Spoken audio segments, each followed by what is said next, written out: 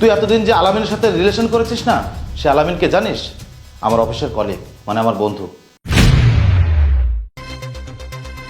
সুমাইয়া, তোকে না বই নিয়ে বসতে বললাম, এখনো বই বের করিসনি কেন? আমি পড়বো না। কি ব্যাপার সুমাইয়া, তুই এভাবে কথা বলছিস কেন? ভালো লাগছে তাই বলছি। দিন দিন তুই কিন্তু খুব বেয়াদব হয়ে যাচ্ছিস। মায়ের সঙ্গে কেমন ভাবে কথা বলতে হয় তুই কি ভুলে যাচ্ছিস? এর থেকে ভালোভাবে আর কথা বলতে পারবো না আমি।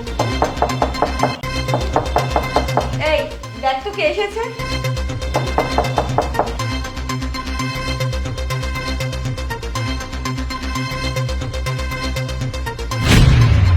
কি ব্যাপার, তুমি এখন এই সময় বাড়িতে?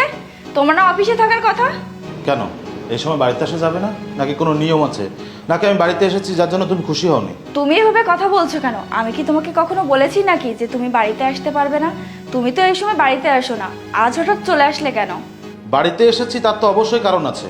আচ্ছা একটা সত্যি কথা বলো তো, আমি প্রতিদিন অফিসে গেলে ইদানিং বাড়িতে কে আসে? বাড়িতে কেউ আসে মানে? তুমি কি বলতে চাইছো?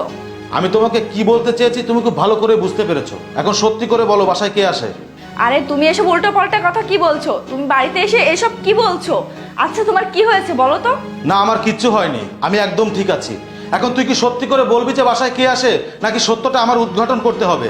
আরে এখানে সত্য মিথ্যার কি আছে? আর আজ তুমি হঠাৎ করে এসব প্রশ্ন কেন করছো? আমি তো কিছুই বুঝতে পারছি না। ও তার মানে তুই বলতে চাচ্ছিস যে বাসায় কেউ আসে না, তাই তো? হ্যাঁ। ও আচ্ছা, তাহলে দেখ তো এই ছেলেটাকে। কি এবারও কি অস্বীকার করবি যেটা তুই না, নাকি বলবি এটা এডিট করা অন্য কেউ? না মানে ও তো আমার বন্ধু, হঠাৎ করে বাড়িতে এসেছিল তাই ওর সঙ্গে একটু গল্প করছিলাম। এই মিথ্যাবাদী, এত কিছুর পরেও বলছিস ও শুধুমাত্র তোর বন্ধু ছিল। দেখ আমি তোকে সুযোগ দিচ্ছি, তুই যদি আমাকে সত্যটা বলিস তাহলে আমি তোকে কিচ্ছু বলবো না, আর যদি পুরো বিষয়টা আমার বের করে নিতে হয় তাহলে তো বুঝতেই পারছিস তোর কপালে কি আছে। না মানে তুমি এই ভিডিও কোথায় পেলে? এই যে আমার মেয়ে সুমাইয়া, সুমাইয়া আমাকে ভিডিও করে পাঠিয়েছিল।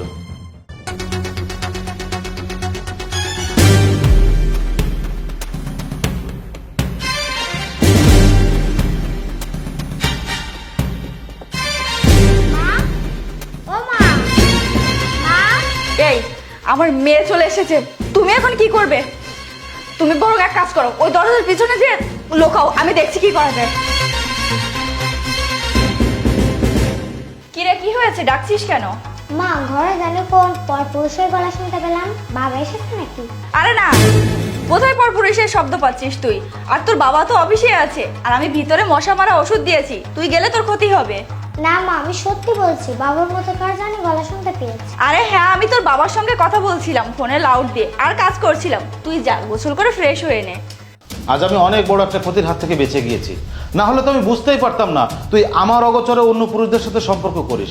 আরে তুই যে অন্য পুরুষদের সাথে সম্পর্ক করিস সেটা আমি জানতাম, কিন্তু তোকে আমি হাতে হাতে ধরতে পারছিলাম না, তাই তো ছোট্ট একটা গেম খেললাম।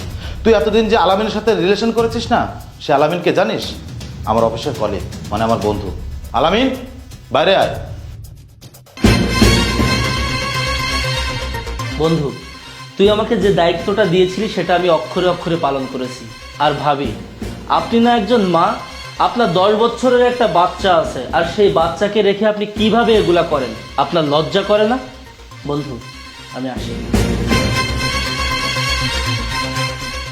মা তুমি তো আমার জন্মধারিণী মা, আমি এখন বড় হচ্ছি, তুমি কি আমার কথা একটা বড় ভাবো না? আর তুমি আমার সামনে একটা পরপুরুষের সাথে থাকবে, এটা আমি কিভাবে দেখবো? আর জানো মা, তোমাকে মা বলে পরিচয় দিতে আমার এখন ঘৃণা বোধ হচ্ছে। এই শুনেছিস তোর মেয়ে কি বলছে?